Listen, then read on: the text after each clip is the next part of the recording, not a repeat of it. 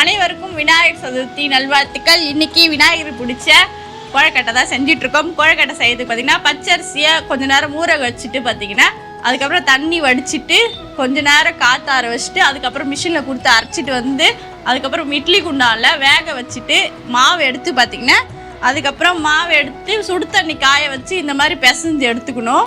கொஞ்சம் லைட்டாக உப்பு போட்டு பிசைஞ்சுக்கணும். உப்பு போட்டு பிசைஞ்சிட்டு பார்த்தீங்கன்னா இந்த மாதிரி பூரம் நம்ம ரெடி பண்ணிவிட்டு வேர்க்கடலை வெல்லம் போட்டு ரெடி பண்ணியிருக்கோம்.